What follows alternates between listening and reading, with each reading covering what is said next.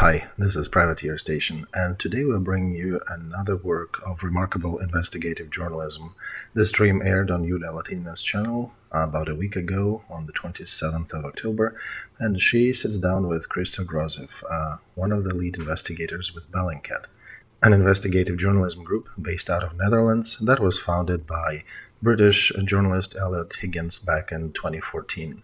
They specialize in findings in both professional and citizen journalist investigations into war zones, human rights abuses, and the criminal underworld. Christo is the lead Russian investigator with Bellingcat. He is focusing on security threats, extraterritorial clandestine operations, and the weaponization of information. He investigated the downing of MH17 flight, poisoning of Navalny, and his investigations into the identity of the suspects involved in 2018 poisoning of Sergei and Yulia Skripal in Britain earned him and his team the European Press Prize for Investigative Journalism. This one is brought to you by one of our new volunteer voices. Enjoy.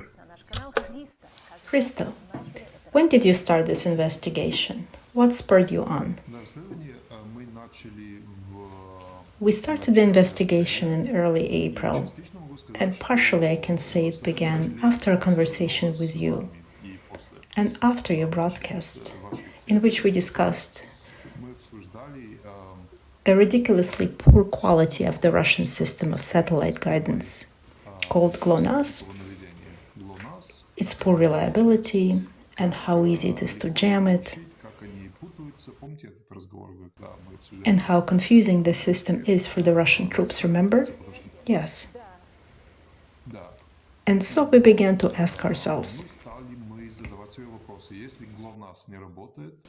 if the Russian satellite guidance system is not predictable, then how can they operationalize the high-precision missiles that have one particular characteristic compared to all other types of missiles? They fly very low, at about 30 to 50 meters above ground, which means that the operator needs to know the specific route the missile will take, all possible obstacles, including those that have appeared recently, because you cannot have the missile fly into some new building that was constructed a year ago. Therefore, because most likely the Russians do not have access to the latest maps, and in the absence of the reliable satellite guidance system, GLONASS, we realized that most likely they are working in the manual mode, creating simulations of each flight, which would require specific people to program each missile. We consulted with many experts on this topic, and they explained to us that it is of course possible to program the missiles manually, and most likely this is how it's done.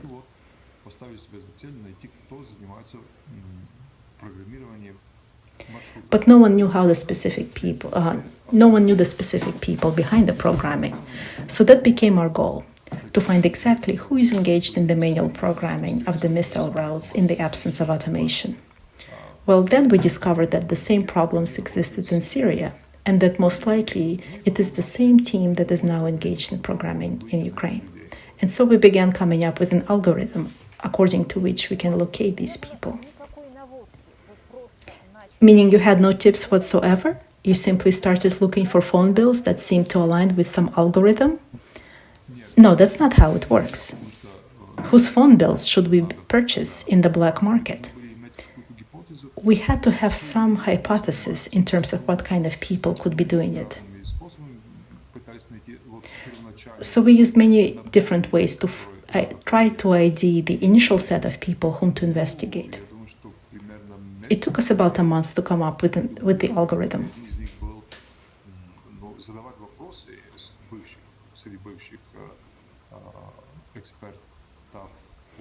One of our ideas was to ask a few former guided missile experts on Russia.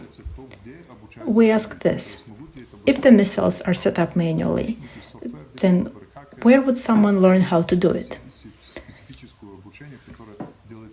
Can regular IT specialists, software developers, or hackers do it? Or does it require specialized training that is provided to a limited number of people? Because the best algorithm to investigate is when you find a bottleneck, a place in which the people you are investigating must appear. And so it was explained to us that there were only two such educational institutions in Russia that can generally create such specialists in both the computer programming and the missile disciplines.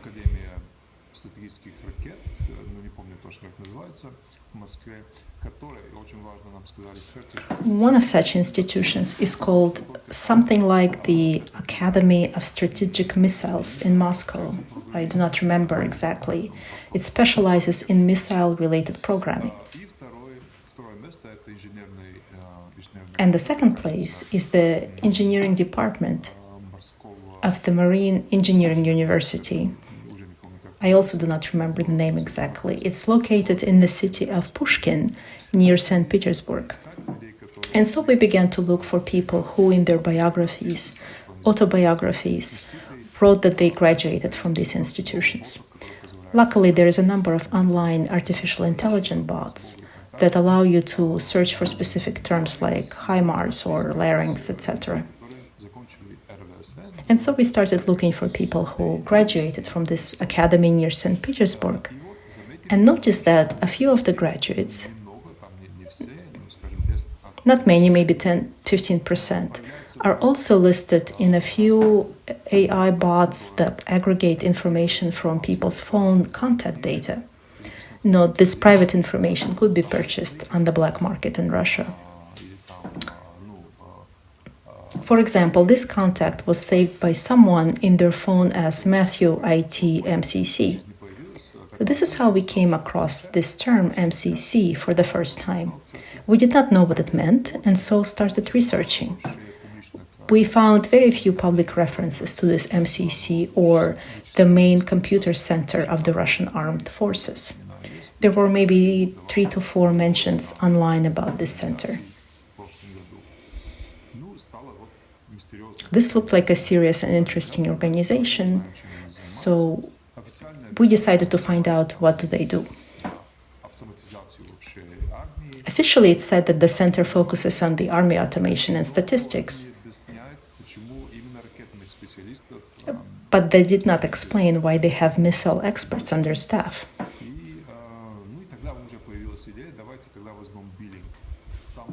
So then we came up with an idea to look at the phone bills of the person with the highest position in this MCC, General Baranov, to study his circle of contacts. And we discovered that he receives phone calls at precisely the key moments, either right after the biggest successes or failures, or immediately before. When I say success and failure, this is in relation to mass strikes in Ukraine. Or also there were a couple of cases when missiles exploded right in the Russian territory. Seems not far from the city. What's its name? In the south of Russia. I forgot. Belgorod? No, not far from Stavropol. A Russian missile exploded near the Russian city of Stavropol before reaching the Ukrainian border. And so we located a surge in calls to this general from just one phone number. We traced the number. It belonged to one Colonel Bagyuk. First time we came across this name as well. He also graduated from this academy, also a software expert, and then when we looked at his phone bills, everything became more or less clear, because he communicated with about 20 out of the 30 people we discovered. His communication peak times with these people followed a few patterns. When there were strikes by the Kalibr, a type of Russian missiles, then he communicated with a certain group of these young people. When there were Iskander 500 missile strikes, then there was a different group of contacts. Well, then we bought phone bills of the contacts with whom the colonel communicated most often and constructed the org structure. Because having already dealt With phone bill analysis for 5-6 years, it is quite easy for us to understand who reports to whom. Because if a person calls someone at 1 o'clock in the morning, that means the one who calls is the boss. And when it's February 23rd, the start of the war, everyone would be calling the boss. When it's the boss's birthday, everyone will try to be the first to call him as well. Using these analytical principles, we were able to outline their org structure and even divide it into sub-teams.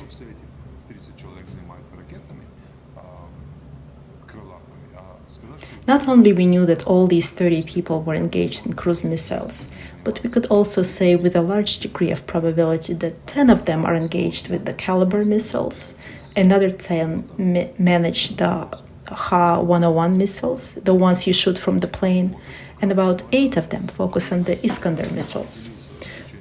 So that's the story in a nutshell. But as I shared with you during all these 6 months of the investigation, it was a very difficult process. Now and again, I didn't have time to focus on anything but this investigation. My question is, what has shocked you the most in this investigation? It seems you have discovered them in the same manner as how professional killers get discovered. What shocked me the most? Well, because it was such a drawn-out inquiry, you begin to learn more about the subjects of your investigation than about your own spouse.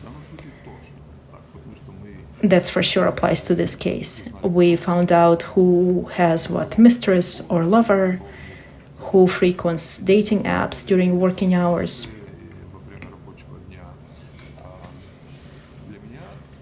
What shocked me the most was the human aspect of the situation. Here are these young people, very well educated. About half of them, right after receiving their specialized education, went to work for the Ministry of Defense. Another half went to work for civilian firms. Some even started their own business in IT support, banking, etc.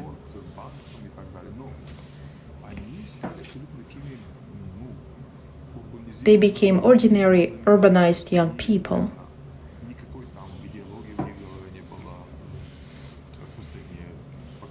Without any political ideology over the last few years.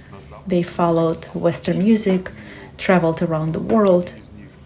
One of them became practically a blogger who reviewed Hollywood movies, which he adored. No one would suspect that these people could suddenly start killing 1,000 civilians for an idea. Yes, this was for me the strangest thing. How do they perceive the situation? The most innocent explanation here for me is that they have completely disassociated themselves from the impact of their work. They look at it like a computer game, as if they are sitting there with virtual reality goggles, simulating flights. They approach the missile flights like a game and afterwards do not reflect on what happens.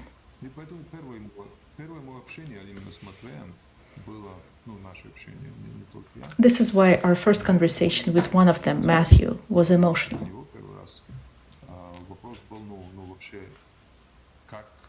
When we first approached him, our question was, how can you do the job during the day and then watch on TV in the evening how many people you killed? I quoted his answer in our report where he said that such questions are very unprofessional. Ask me something more specific and perhaps I will answer. Well, I reformulated the question and asked him more explicitly.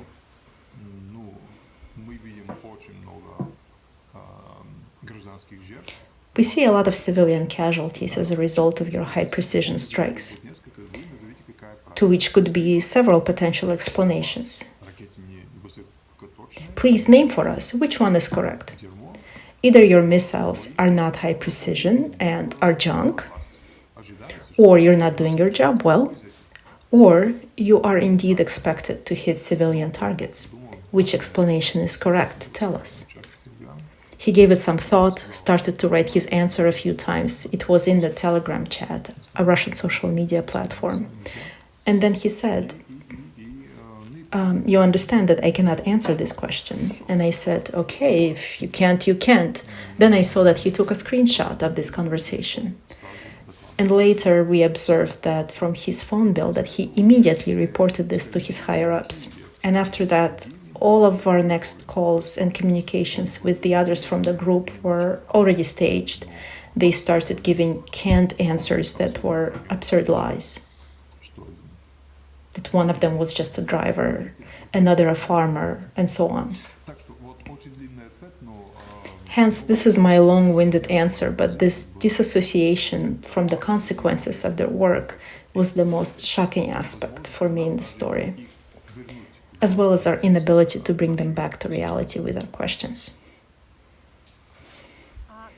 And how would you answer the question you posed? Were the missiles bad? Were the programmers inadequate? Or was the objective to hurt the civilians? Because this is not in your investigation report. Correct. We do not have the right to hypothesize in our investigative reports based on our own strict new rules. But I have the right to do it in your program.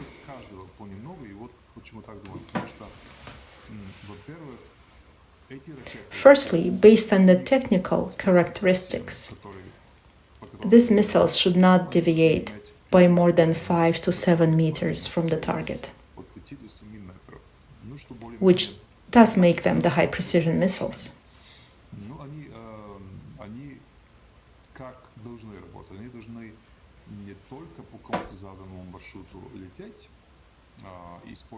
And because the way they're designed to work is not simply to travel along their pre-programmed route, but also during the live flight, they should be able to compare the photos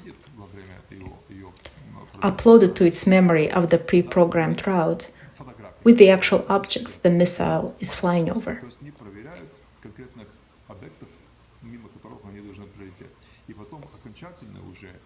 including the photo of the actual target. So these missiles should not explode if they cannot match the actual target with its photograph. On the other hand, when we read expert opinions, even of the pro-Kremlin Russian experts, we saw that during the pre-production test of the missiles, the actual deviation from the target could reach as much as 30 to 50 meters and not 3 to 5. So you see already, this means that the missiles are not as high precision as they are promoted to be. Next, we observe that these young people, and some are not so young, engage during working hours in non-work related activities. They are trading coins online, trying to make extra money, all during working hours. Colonel Bagyuk even organized personal deliveries to his workplace during working hours of what he bought online, including lots of toys.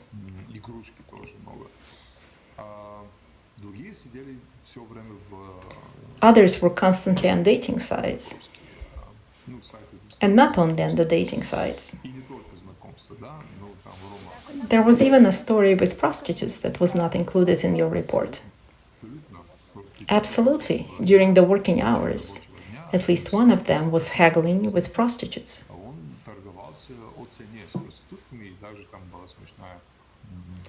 There was even a funny and tragic moment when he asked the prostitute what she was doing, and she replied that she is working with a smiley face emoji. And you?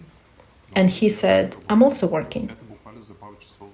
And this happened literally a couple of hours before the major attack on Kyiv on October 16th. So this also cannot be considered as high-quality work.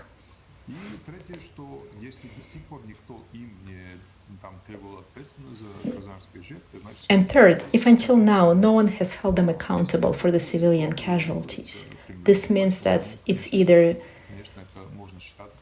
demanded by the Kremlin or at least is tolerated. So this could be considered a war crime, since there is no corrective action after we saw significant civilian casualties caused by the first few strikes.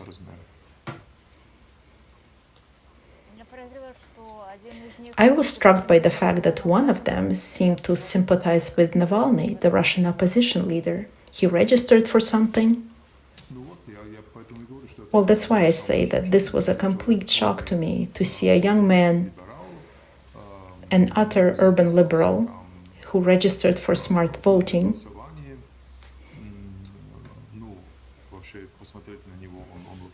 and to look at him, he does not differ in any way from some 25-year-old Scandinavian. But he goes to work to kill people. What more can I say? That's it.